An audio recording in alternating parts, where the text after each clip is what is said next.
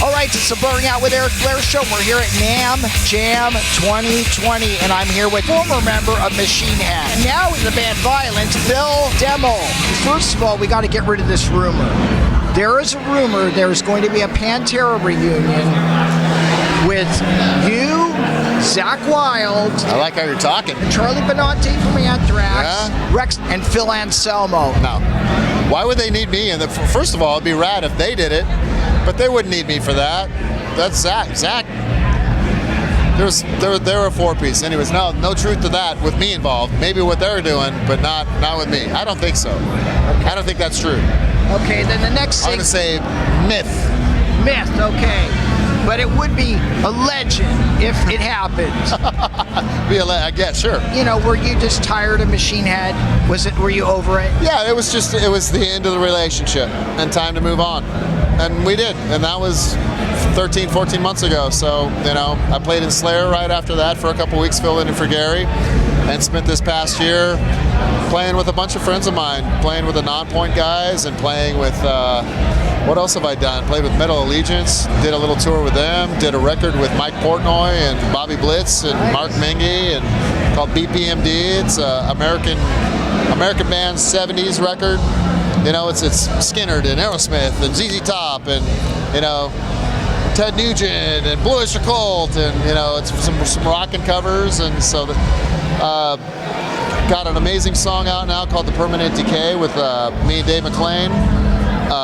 Wrote the song a while ago, and had Brandon from Breathing Through sing on it. We got Dave Ellefson from Megadeth playing bass on it, and we think we might do something. We got Andreas Kisser wants to jam with us too. We don't know what's happening. You're busy. I'm all over the place. That's good. Do you think this is a musical rebirth for you?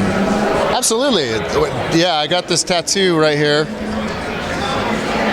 Right after I had quit, and it's the Phoenix, it's rebirth, you know, so I've had this whole rebirth. This in 2019 was all finding myself and seeing if I was, you know, had a pretty low self-esteem as far as my playing was, and if I was good enough to be in a band, and if I was, you know, worthy. And this year has been, you know, I've seen some amazing accomplished musicians tell me all these amazing things and want to work with me and do things with me. So I've had this really affirming, you know, hey, I'm pretty good and people like me, you know, darn it, you know, kind of moment. So it has been a rebirth for me. I think there comes a point in your life where you realize that you need to be around your people. Yeah, for sure. You know, and that's the thing. If I'm not in a situation where I feel it's kind of toxic or whatever, and I want to be around people that it's going to be productive and positive and super positive, and that's what it is. It's pretty positive. Things are great. Tell me about this project that you did with Bobby Blitz. Okay, it's called BPMD, so it's Bobby Blitz, Mike Portnoy, Mark Mengy, and Phil Demmel, BPMD. So it's all cover tunes from American bands in the 70s. It's called American Made, and like I said, ZZ Top, Leonard Skynyrd, James Gang, Aerosmith, Grand Funk Railroad, all these cover tunes that we kind of modernized them and not really thrashed them up, but we've made kind of metal versions of them. And we think we found maybe have a label home, and looking to put the record out here within probably the end of the first quarter, maybe beginning of second quarter. It depends. It's all up in the air right now.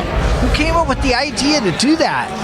Mark Mengy did. He said he was around his campfire listening to, you know, I won't tell the name of the Skynyrd song, but listening to the Skynyrd song. He's like, hey, I want to record this and get some guys. And he called us up. I flew out to Portnoy's house, and we had the songs we picked. Each of us picked two, and then we had two songs that were kind of, you know, band picks or we needed to do.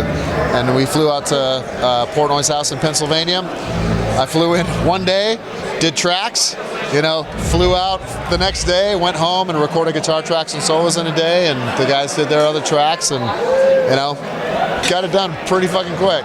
What's your favorite track? Ooh, I'm gonna have to say,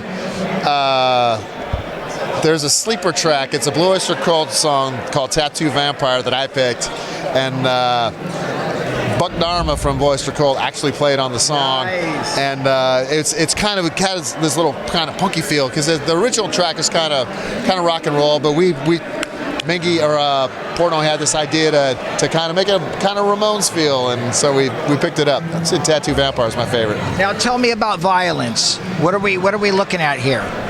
So Vio-lence was a thrash band back in the 80s that I was in, and we put out a couple records, and we're back together now doing shows. It's been a long time, and doing shows, doing one-offs, doing festivals. A lot of people around the world hadn't seen the band, so we'd never played in Europe before last year. So it's exciting to be out there being active with these guys. My singer had stage 4 liver cancer, and we went through a transplant, and it healed. So we started playing shows last year. It's exciting. It's exciting to see that people still care about this band, 32 years later, and have them come up to us at the shows. And we just did the 70,000 Tons of Metal cruise, and be with all these fans from all the world who hadn't really had a chance to see us. So it's you're around dudes that haven't really been in an active band, and so it's fun. It's a vacation for them if they go back to work, do their jobs on Mondays or whatever, and so it's fun, kind of cute. I remember the first time, you guys are cute, man. You're all super excited, and it's real wholesome, like this wide-eyed, stuff that's happening for them. So I'm really happy for those guys. What was the best part of filling in for Gary Holt with Slayer? What was it like being on stage with those guys? Because those guys play to like 30 to 40, 50,000 people. They're playing arenas overseas. It was towards the end of their last Europe run, and a year ago, so they did another one. But it was mostly don't fuck up. Don't fuck up. I had to learn 19 songs in 3 days, and so it's just, there's all this fire and backdrops and pentagram and upside down crossfire going on, and I'm just like playing. You can't smile. Can't smile playing with Slayer. So don't smile and don't fuck up.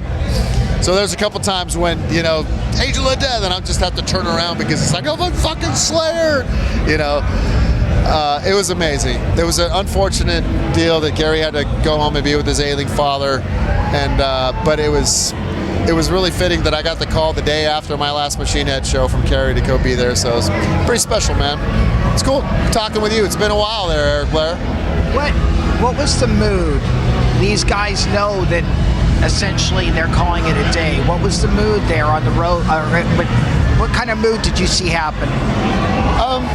They were mellow. They're really mellow. They're super chill. Usually after like a day off, the Machine Head bus, we'd be like, all right, day off, front lounge karaoke, singing Bon Jovi songs, and so it was definitely not. It was pretty mellow, and movies playing, and you could tell that it was done, and they had seemed to have made peace with it, and were like, it was a good year before they did quit. So, but it was a mellow experience. They're doing what they want to do. If you could have your dream situation right now that's going to be successful, and you're going to be able to play arenas or theaters. Theaters are cool, right? I'm just happy playing music, man. I played this Ronnie Montrose Remember thing last night, and it was in front of maybe a couple hundred people, playing with Brad Gillis and playing Bad Motor School. I just love playing music, man.